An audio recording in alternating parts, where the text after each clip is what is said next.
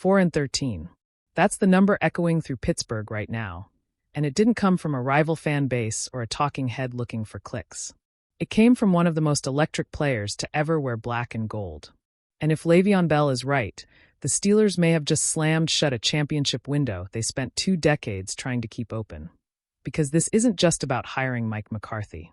This is about identity. This is about legacy. And this is about whether one of the most stable franchises in American sports just panicked at the worst possible time. The news broke quietly at first, almost suspiciously calm for something this seismic. A verbal agreement. 5 years. Mike McCarthy, head coach of the Pittsburgh Steelers. The hometown hire. The Super Bowl ring. The resume that looks solid until you actually read it closely. And just like that, the Mike Tomlin era was officially over. 19 years. No losing seasons. 1 Lombardi. Endless playoff frustrations. And finally, a resignation that felt less like an ending and more like exhaustion. The wild card loss was the final straw, but the pressure had been building for years. Pittsburgh wanted change. Pittsburgh wanted answers. What they may have gotten instead is a rerun. Mike McCarthy is not a mystery. We know who he is. We know what his teams look like. We know how his seasons tend to end. Strong regular season moments. Questionable in-game decisions. A reliance on talent to overcome structure. And January exits that feel eerily familiar every single time. That's why the reaction wasn't excitement. It was whiplash. LeVeon Bell didn't hesitate. No careful wording. No diplomatic distance. Just a blunt prediction that cut straight to the bone. 4-13 incoming. But hey, at least Mike Tomlin isn't the coach anymore, right? That line hit because it captured something Steelers fans have been wrestling with for years. The idea that change alone equals progress. The belief that moving on from Tomlin would automatically fix the playoff problems. The offensive stagnation. The feeling of being stuck in neutral while the rest of the AFC evolved at warp speed. Bell's comment wasn't just trash talk. It was a warning. This is a fan base that hasn't seen a losing season since 2003. That streak isn't just a stat, it's a source of pride. It's the standard. And when a former All-Pro who lived inside that locker room predicts a collapse, people listen. Even if they don't want to. And Bell wasn't alone. 2 days before the news even became public, Dan Orlovsky went on air and practically begged the Steelers not to do this. He didn't sugarcoat it. He didn't hedge. He called it the worst decision Pittsburgh could make. Said it would land them right back in the same place by January of 2027. Same conversations. Same disappointment. Same questions about what went wrong.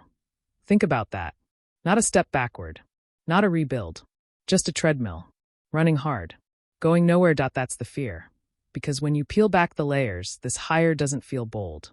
It feels safe. And safe is dangerous when your problem is ceiling, not floor. Mike Tomlin's Steelers never collapsed. They never bottomed out.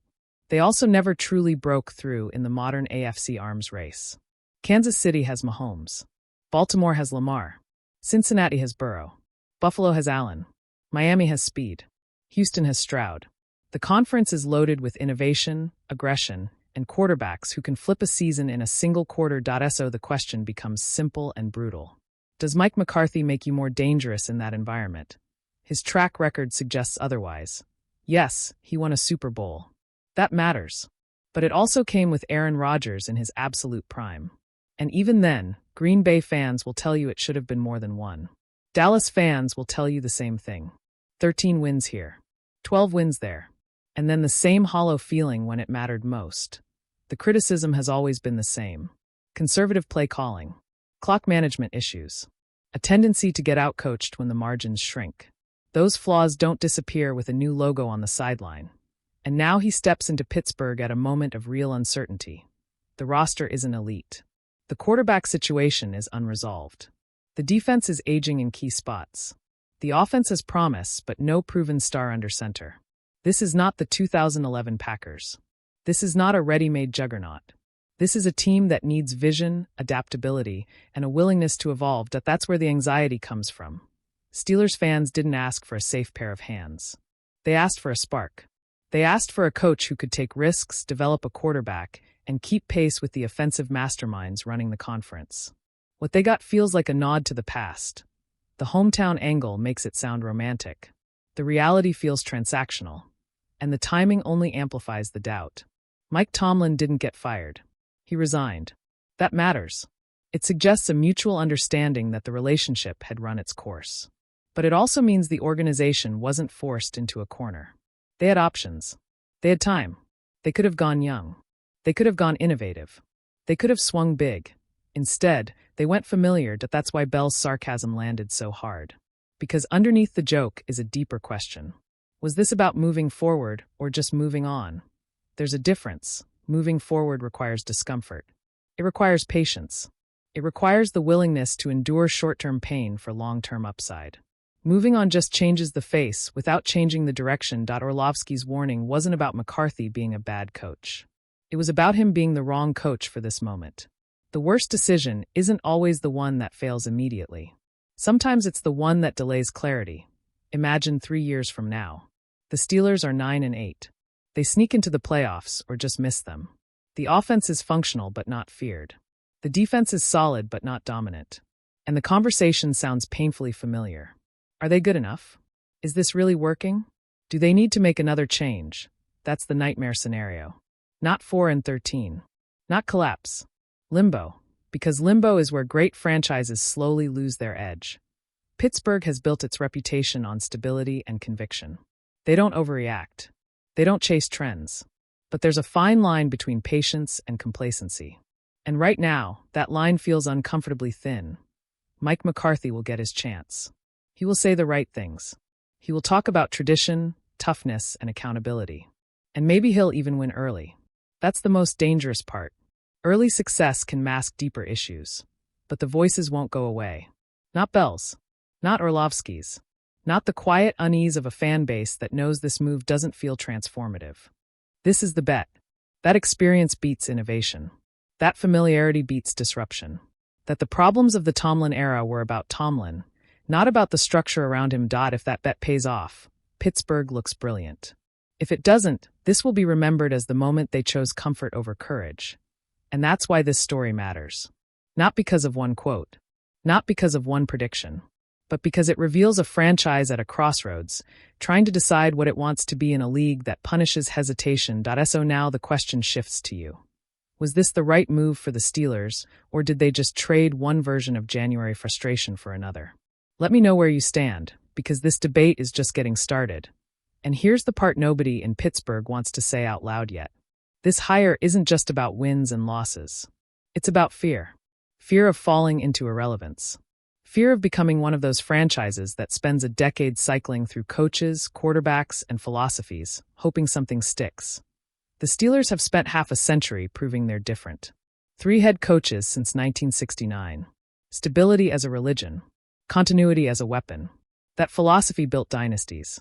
It also creates blind spots. Because when you finally decide to change, you don't really know how. So you grab something familiar. Something that feels proven. Something that won't rock the building too hard. Mike McCarthy fits that profile perfectly. He's not a culture shock. He's not a schematic revolution. He's not going to come in and flip the league on its head. And that's exactly why this decision is so polarizing. Because the modern NFL doesn't reward caution. It rewards evolution.